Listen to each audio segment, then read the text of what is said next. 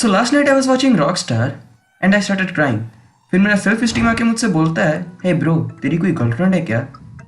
नहीं। तू कोई रिलेशनशिप में है क्या? नहीं। तुझे कोई छोड़ के गया है क्या? नहीं। अबे तू रो क्यों रहा है? So when it comes to be in a relationship, मेरे पापा मुझे बहुत मारेंगे। I'm sorry. क्या आप भी जानना चाहते हैं कि सच्चा प्यार क्या होता है?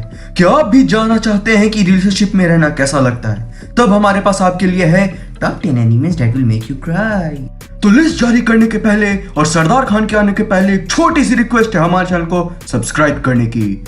कर दो यार। चल। गाड़ी स्टार्ट कर।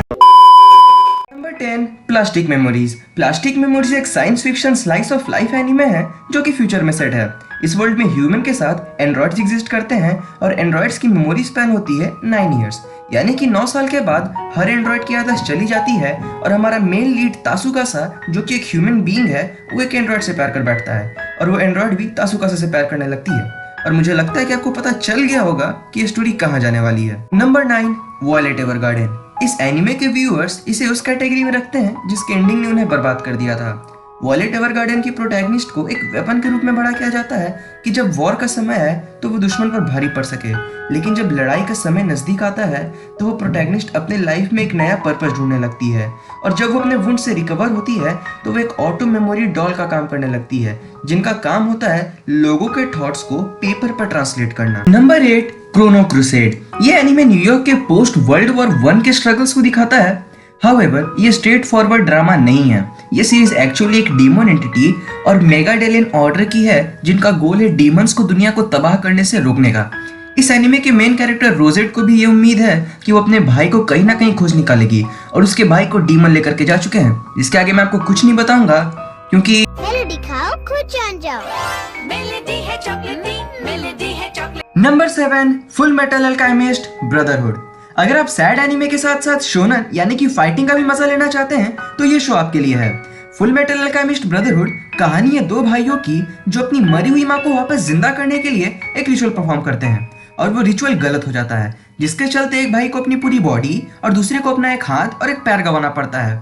उसके बाद ये दोनों अपने आप को ठीक करने के लिए निकल जाते हैं एक अमेजिंग सफर पे। सुनने में इसका प्लॉट तो काफी अच्छा लगता है और काफी हैपनिंग लगता है, लेकिन ऐसा है नहीं। किसी मोमेंट्स पे ये एनीमे काफी सैड और डिप्रेसिंग भी हो जाता है। Number 6 true tears. True tears एक अनकॉम्प्लिकेटेड और काफी स्ट्रेट फॉरवर्ड स्टोरी है। इसका मतलब ये नहीं है कि आपको रुलाएगी नहीं।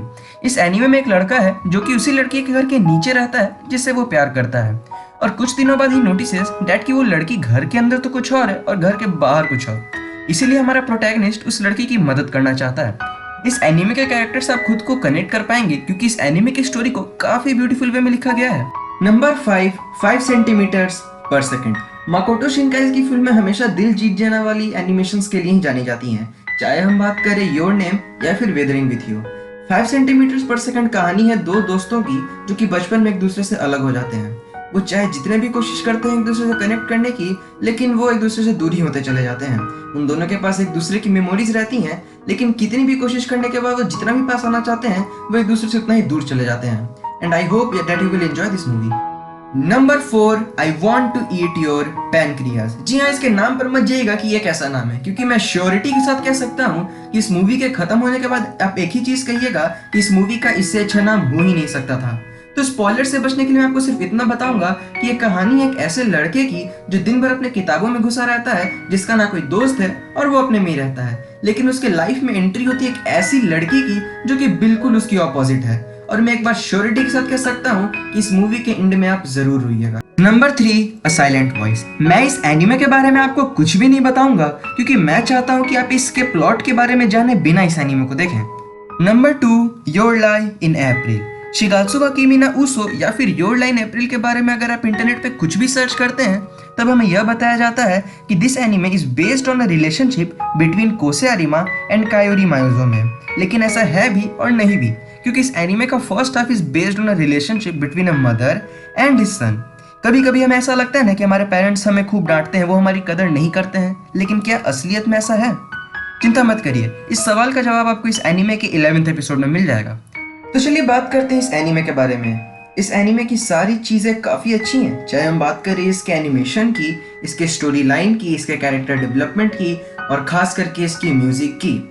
और जब तक इसका लास्ट एपिसोड आप देखेंगे तो मुझे नहीं लगता कि आप इसको हैंडल कर पाएंगे, तो प्लीज अपने रिस्क पर ही देखिएगा। Number 1, grave of the fireflies.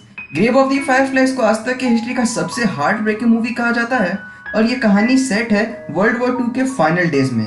ये मूवी हमें कहानी बताती है एक लड़के सेता और उसकी छोटी बहन सेत्सुको की, जो कि रहते हैं जापान में ही जब अमेरिका जापान पर बॉम्ब गिरा रहा था।